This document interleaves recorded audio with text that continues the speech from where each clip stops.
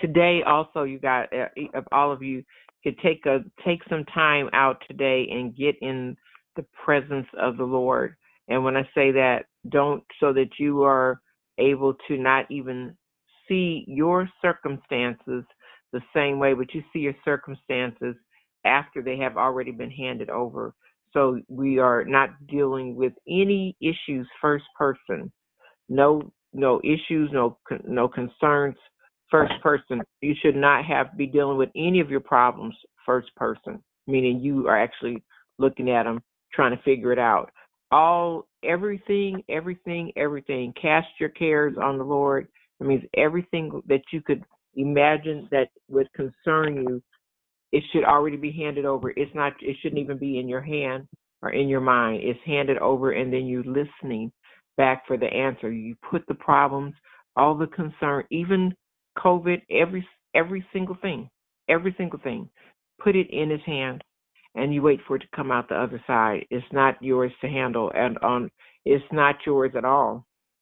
So you want to make sure that you spend time before him today, so that you can switch the perspective of me, my, I, our problem. It's not, you don't have any problems.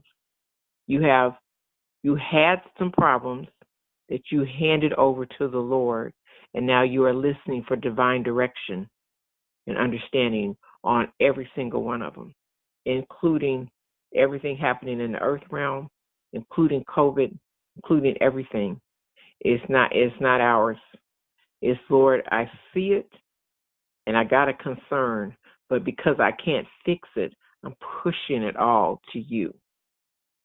And I'm praying for you to tell me and when I say praying, not requesting, praying means I'm listening and interacting with you on the answer.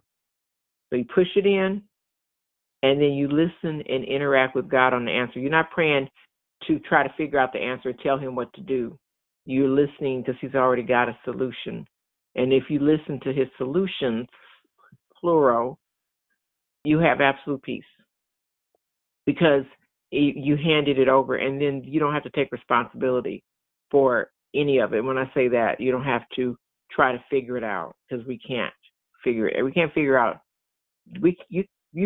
Technically we can't figure out the end of the day because we build our analysis on what's going to happen at the end of the day based on things that you have no control of staying in place. So God is absolutely in control of everything. Okay, so that we're going to talk about, I'm just going to, I wanted to go back to the special discernment and from a natural perspective so we can transfer that over to a spiritual perspective. But before I do that, I wanted to also explain how important discernment is. So there's 2 points to recognize that disobedience causes a change in plans. In your life, you can just think about situations where you knew to do something and you did something different, and it completely altered your life. It was a fork in the road, and which was more impactful than you probably imagined it would be, and it caused a change that you could not back up and just change lanes and go back to your plan A. You were now committed to plan B because of a decision you made, whatever that was. And people, many young men have been invited to get in a car, and then they thought something told them not to. Something clearly told them, no, I don't have a good feeling about it. And then peer pressure, they conceded. They conceded to peer pressure, and then that wound up being a car ride that changed their lives. Some of them got killed. Some of them went to prison, and they weren't the planner or the doer, but they were in the environment of. That's why, as a child of God, you have to have an independent voice, because if you cannot say yes to what you need to say yes to, and you can't say no to what you need to say no to for whatever the reason, even not being afraid somebody won't like you, which is an insane concept, but They're not going to like you. So just go ahead with it. You don't have to, people don't have to like you. God has to love you and like you, and he loves you, but he needs to like your behavior. That's your biggest concern. Does God like me?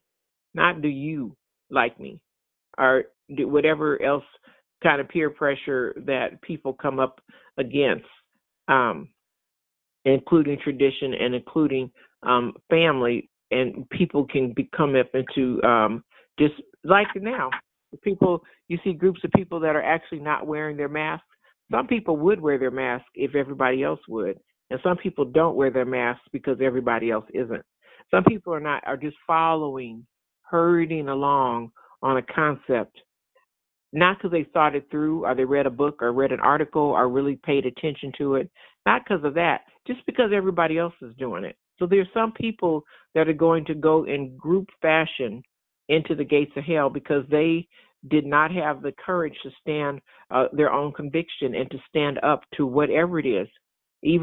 So bullying is a very big tactic of the enemy. If he can peer pressure you into how many people have been at parties and they said, try this, and tell you some little reason as to why it's not going to hurt you. And then but a person goes, okay, and they don't really want to do it, but because of the neediness of being included, they participate.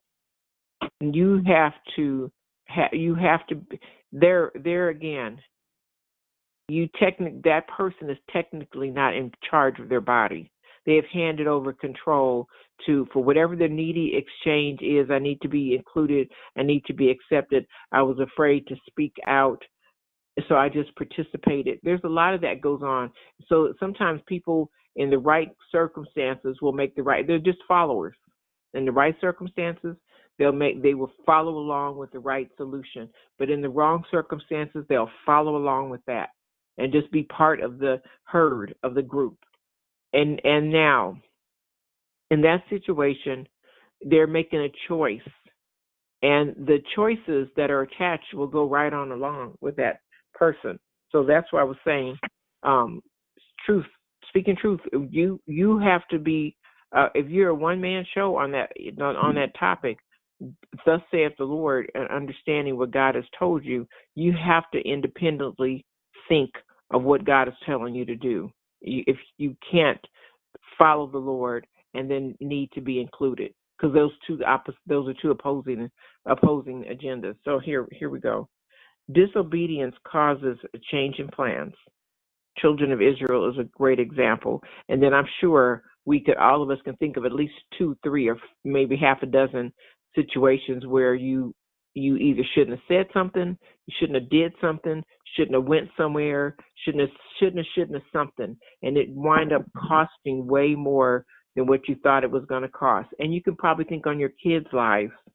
If they had just walked away, if they had just not did this or had just not done that, and you can go to any prison, and that is the preeminent story.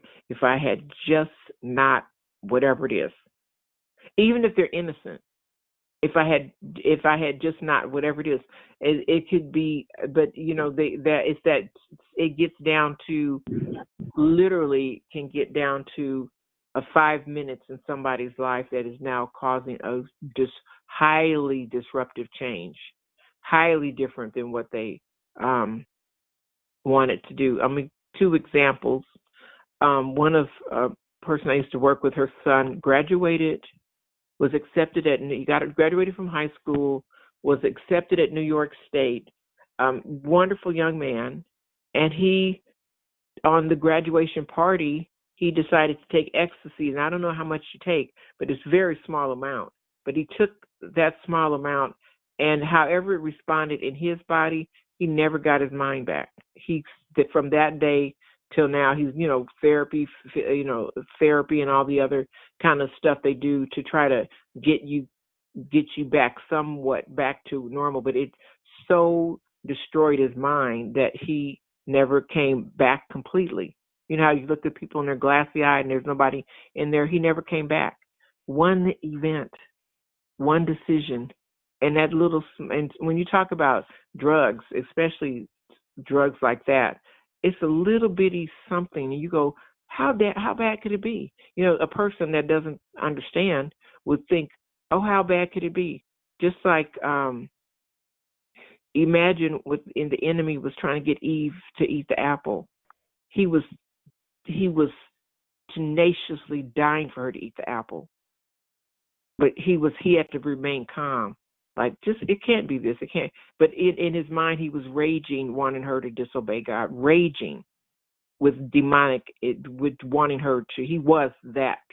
He wanted her to eat that apple, but he was talking calm. But the spirit behind the conversation was raging rebellion, and it was coming through a little piece, probably a little very conversational voice, to slither in and cause dramatic change in the whole world. So you can't go by tone. You can't go by looks. I told you about the time I was having a vision of there was, and I didn't actually think about it for being a demon or not, but I saw, and it was a woman dressed in just very professionally dressed, and she had a sword, and she had a sword she was holding up, and the sword was so sharp that you couldn't see it. You could only see it when it tilted. You could see light hitting it, but it was the size of her body. It was a very big sword. And but she was smiling very sweetly. And she was looking at me, and she was taking aim. But I didn't see I kind of saw the sword after, but I didn't pay attention to the sword because I was mostly saying, she was dressed well, spoke well, very soft spoken, but she had that sword aiming. And then there was a second demonic force that would look like a court gesture, beautiful, bright colored costume. The court gestures have those things coming out of their hats that curve over, and just bright, beautiful orange, pink, and red, just beautiful costume. And I didn't say anything. I just said, well, I was looking at what they were looking at them, and the Lord too. And I got attacked like 3 days later, just attacked like nobody's business. And the Lord said, I made them to present themselves so you could cast them out, and you sitting up there admiring their outfits. And that's exactly, see, they were demonic forces. Did not look like dirty, grungy demons. They look very, demons. The higher you go in realms, you may be seeing some stuff. It's not going to look, demons don't all look like demons. They look like people acting demonically that maybe a smile might be on their face does not mean that. You have to, this is discernment, spiritual discernment. And sometimes that is inside of a body. And sometimes they know they can't come to you and just straight up forward frontal attack. So there's a slithering sideways. It's a blind attack. It's things that are unexpected. So you have to you're not going to see it with your eyes. Hold on, I got to mute somebody. You're not going to see it with your eyes. You're going to see it, but you will know it in the spirit realm. The Lord does not leave us ignorant of the enemy's devices. But that's why and I never forgot it. But it was like that. It was that they were laying to get, and they had to present themselves, and I was supposed to cast them out. I was supposed to recognize them and cast them out, and I didn't, because it was still a little bit of, it doesn't look like the normal demon. They're not going to look like. Do you realize as you grow in the spirit, the enemy will attack you differently because you have outgrown what he used to use on you that used to work. So he may keep coming different kind of ways, and that is just a sparring process. You're going to keep growing several kinds of ways, calling it out. Example, the circumstances of Lazarus being dead, and many pastors and men and women of God have risen people up, but Jesus was the one that everybody first. He was the one, and Lazarus they were saying the circumstances are thus and so. He was dead for 4 days. He's already wrapped up. They didn't embalm people then. He's already wrapped up. These are facts that were presented into the earth realm, which means that this is beyond what you can do. This is what Martha was in her inference of well, he's already been dead for 4 days. She was saying, he's dead. You can't do anything about it now. You should have already been here, and it's done. What's done is done. And leaving it kind of at that, just wiping their hands off it. It's over when God says it's over. Not a day before. Hold on, I'm getting ready to find out who's making that noise.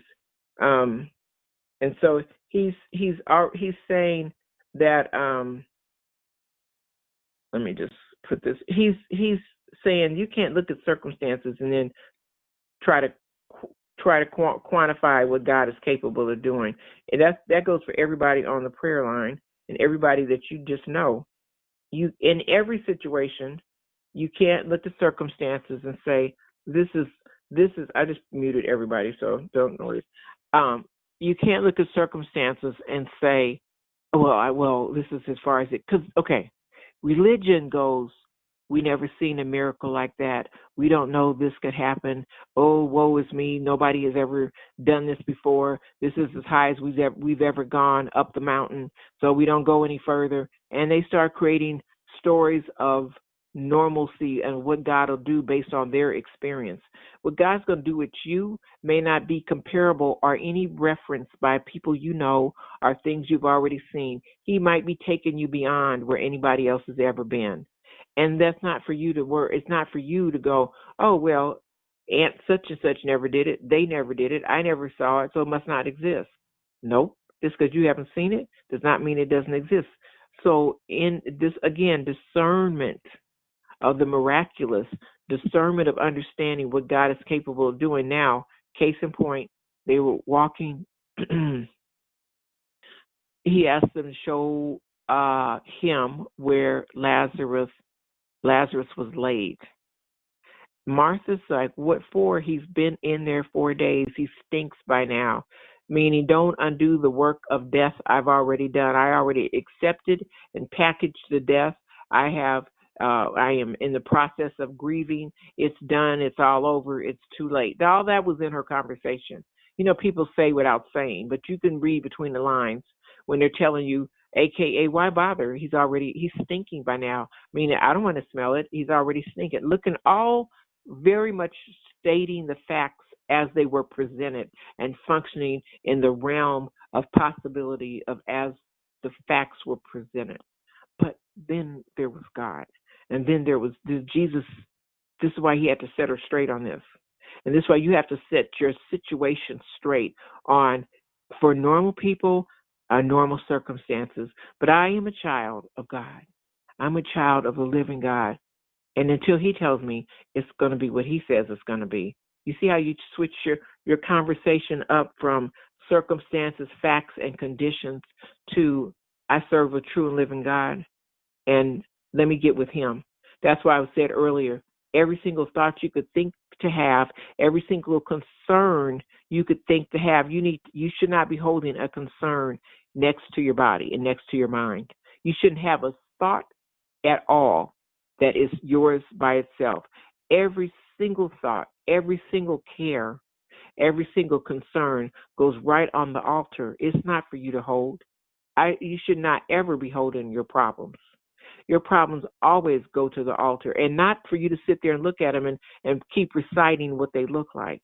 You know, that whatever the problem is, if it's, you know, you're describing it, it's 2 inches this way, up this way, it goes over that way, and it feels like this and does that. You're reciting the conditions of the problem. You never do that, because what you're doing is saying this mass of information is more factual than the word of God information.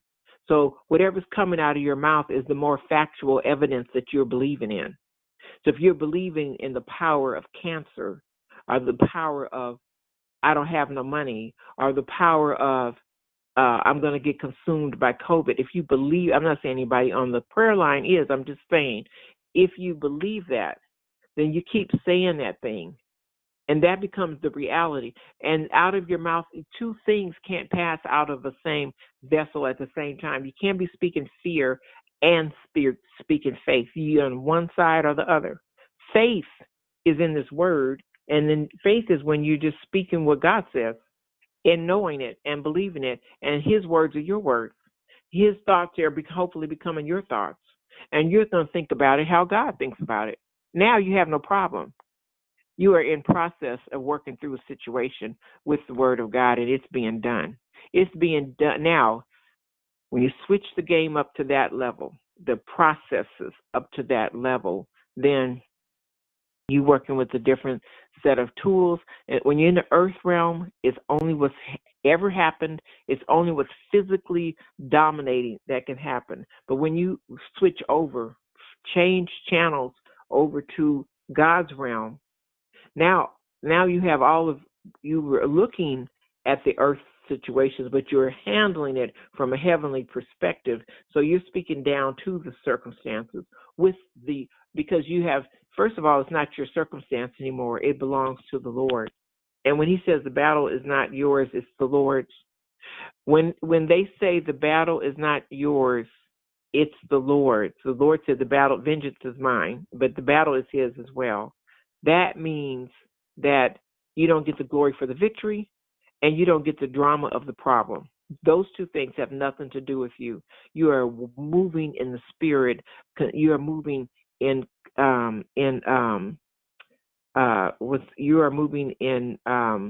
coordinating with the Spirit of God.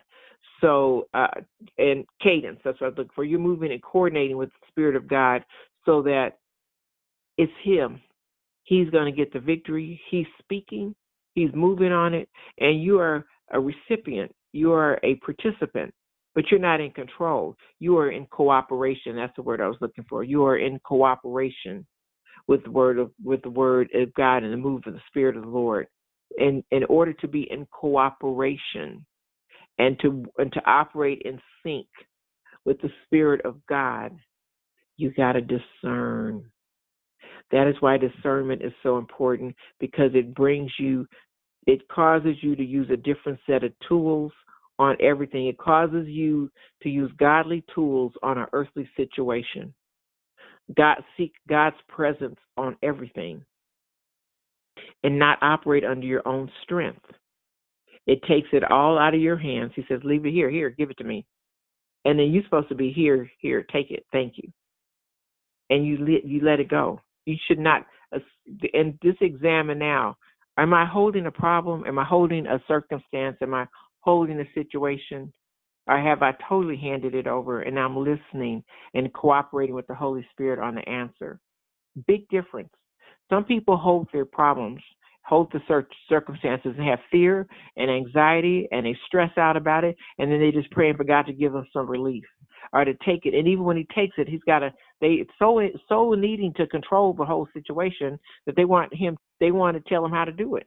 And if he doesn't do it exactly like they say, they won't even accept the answer. It's very hard to bless somebody when they keep standing in the way. It's like, you have you're asking somebody to help you, and then you got your big head right up in the, can you tell me what this is? And then you put your face in it like you can read it and understand what it is. Either you do it or God's going to do it. If God's going to do it, you get out the way. You stop overthinking it, worrying about it, repeating it. If you have said something to the Lord twice, why have you said it twice? Why? He's going to hear you better the third, fourth, or sixth time you say it. You can keep your thanking him for the answer, but you don't have to ask him like that. You don't have if you could ask the Lord one good time, and discernment. He heard you, and you know what you said. It's done. You don't have to go Lord, please. Why? Why are you saying it 10 times? He heard. God is not short of hearing. You don't believe he heard you the first time. That's why you have to say it 10 times, because it's for your faith. But God heard you the very first time. Just like Gabriel told Daniel, we heard you the first time he said it. They hear it before you even say it. They hear it before, when it's formulating in your spirit to be a request. They already on it. You understand when before something comes out of your mouth and passes through your mind, it comes through your spirit. And by the time you have formulated to think the thought, to get it into words, heaven already got the report. They already know. You know, they are on it. They're doing their job, and they're not late. Never late. Never behind. So, okay. Here we go. Discernment is to help you keep up with the blessing, help you keep up with the pace. Better follow God. Discernment, that's what that does. You're not sitting there trying to figure out what to do because you're hearing. It's like, anyway, I'm going to get back to that. It's like trying to hear something and everybody's talking and you're trying to respond to everybody.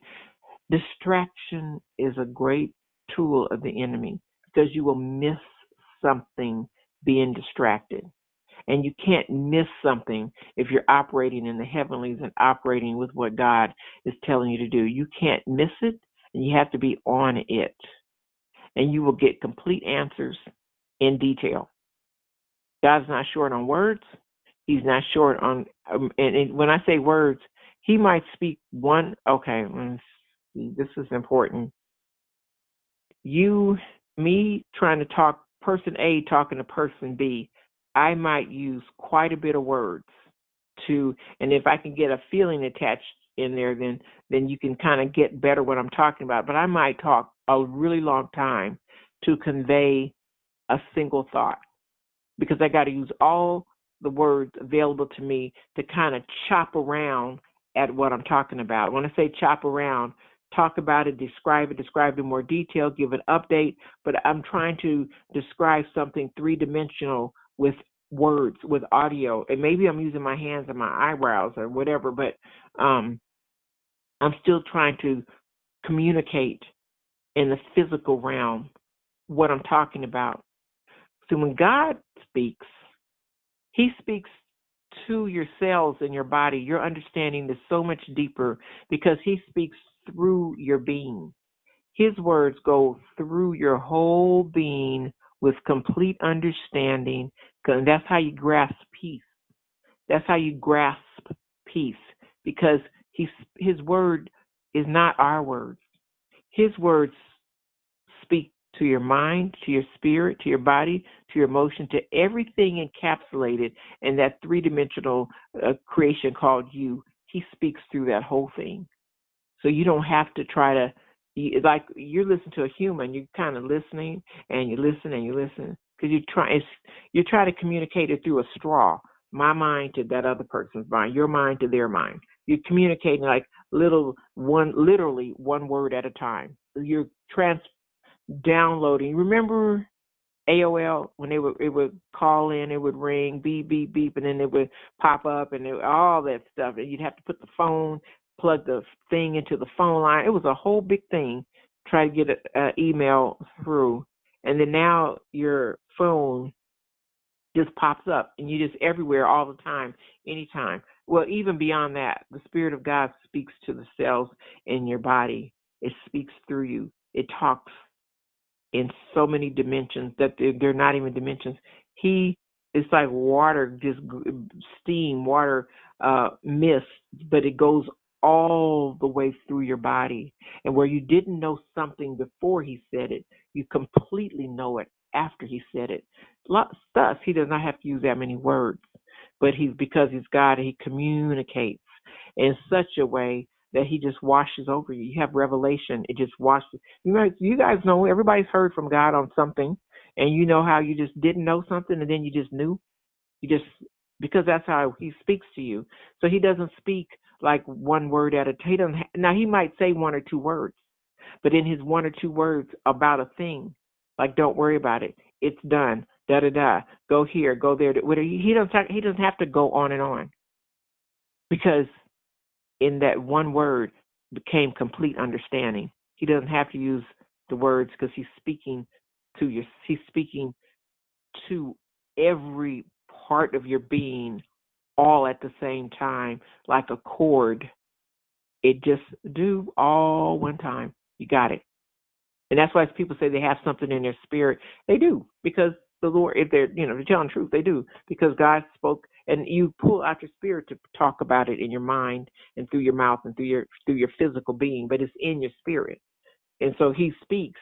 You heard him. You might have heard him audibly, but that wasn't. It was all through everything, and that is why he says every knee shall bow and every tongue shall confess that Jesus Christ is Lord, because it will wash over. Everybody will know.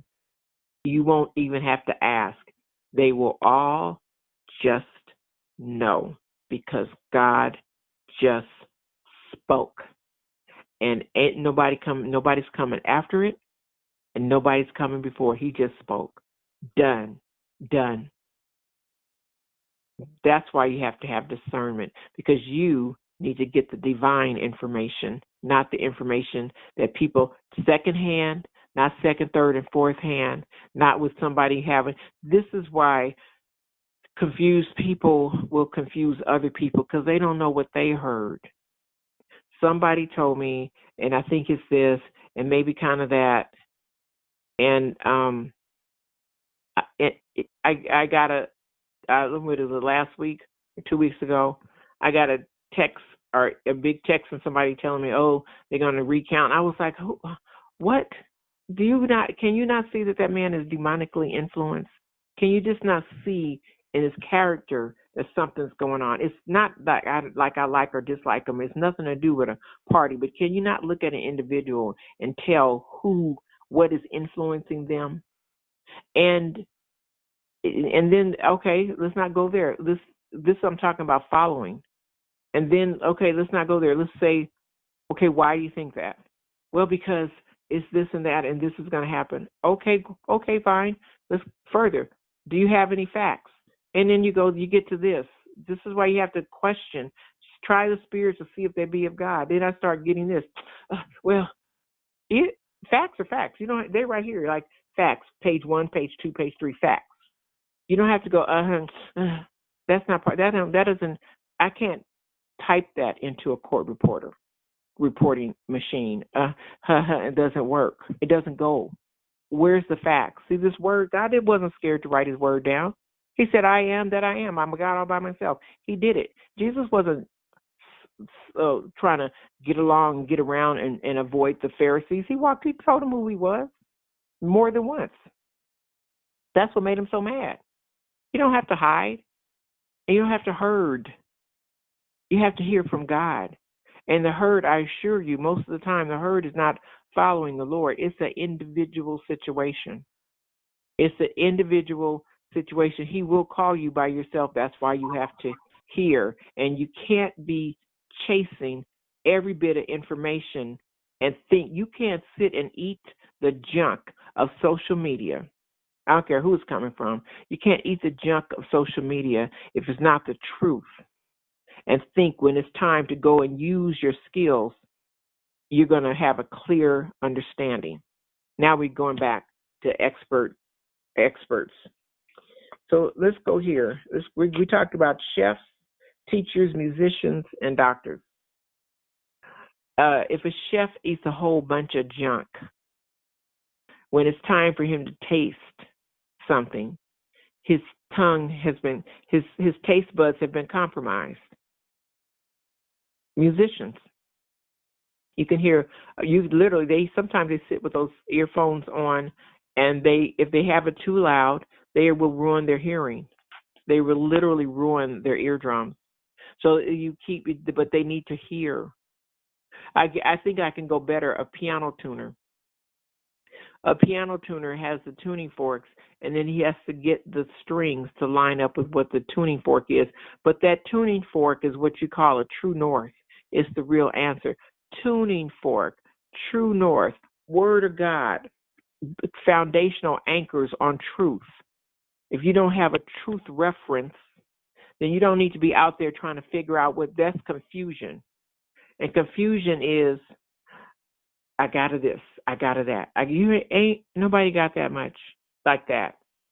You might know some things, but knowing a word and supposed to give out a word is two different things. That's why you hear me on the prayer call telling you when you're praying, do not pray about you have personal prayer. That's at home. That's in your prayer closet between you, God, about whatever. But when you come into corporate prayer, you are praying over the body about the general things that we're all being covered for. In corporate prayer,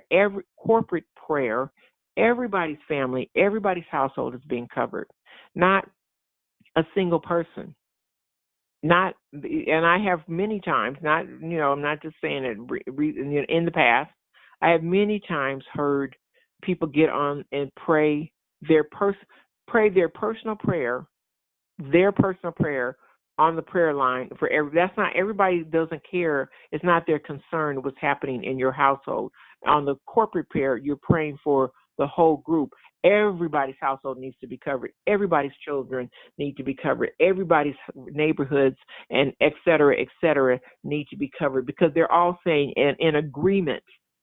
So and we've had that before. I'm just saying in general, we've had that before. We've had people come on, and every list that they're bringing up is their personal people.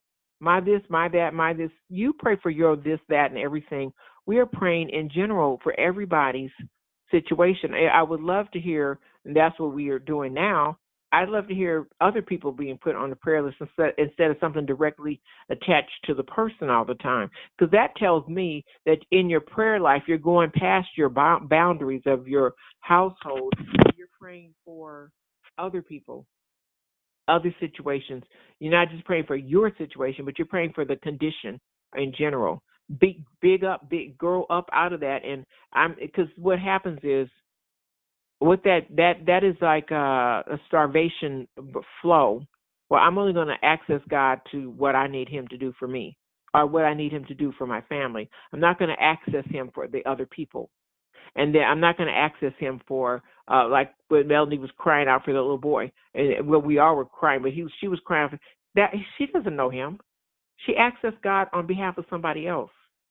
You access God on behalf of somebody else on a regular basis. And when you do that, He will automatically bless you because you have expanded your territory to your spiritual territory, expanded your borders, that your spiritual life will include other people, aka all of mankind.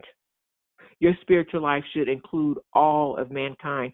Then you start, because you are over blessing and praying and harvesting and planting in fields that are not yours.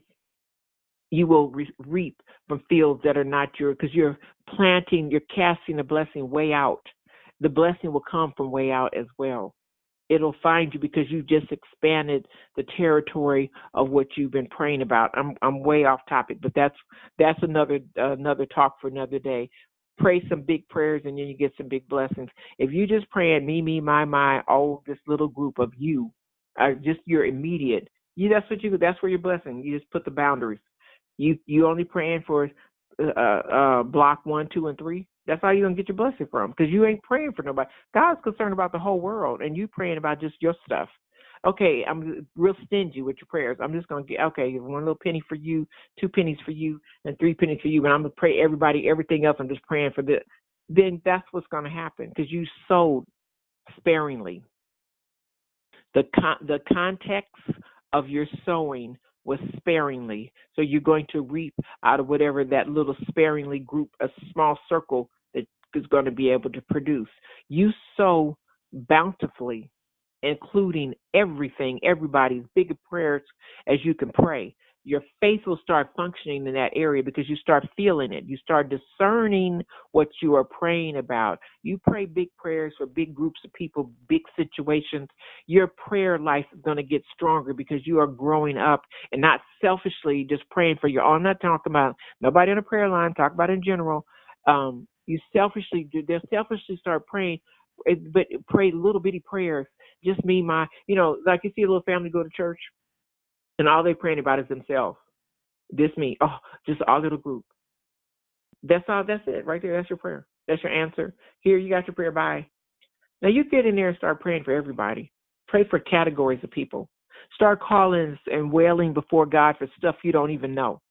And then you have just expanded your territory, Jabaz, the spiritual territory, which means that everything comes with the spiritual territory, meaning your blessings can come from anywhere because you have just unlocked some doors in the heavenlies. You have just busted out some walls. I'm going to pray for all this. And then your faith is up there because you really can pray for big groups of people and there be a change. You really have the ability to pray for the world. You do. Don't let 2 or 3 of them come together. You have the ability to pray big prayers. Why aren't you doing it? Don't pray bigger than that. Big, think bigger. Pray bigger. So we're going to have a part 3 on this because, again, I did not finish it. But we're going to read our second set of scriptures today on discernment. It is the single most important, one of the top most important tools you should have in your spiritual walk is a high degree of discernment. It's knowing by God telling you, and knowing because you know the Spirit of the Lord, and knowing because you're very familiar with how God moves. Very, very, very important. If you don't know that, you will be very religious and lost because you can't hear. And if you can't hear, you can't take direction. And if you can't take direction, you're not going nowhere. That car will not start. You have to have discernment. And you can only have discernment if you're needy. You be confused. Like I said, we have people that they look on the internet, everything. Ooh, this happened. Ooh. Every other day, ooh, this happened. What are you doing? Sit still. God wants you to know. You will know. You'll turn on the TV, get updated, and then turn it off or turn it on something else. But you don't need to be sitting there letting that stuff just spill into your spirit where you start getting confused. Hear it. You keep listening to the wrong information. You're gonna get confused. Everything starts at the Word of God, your true north, your tuning fork, your answer.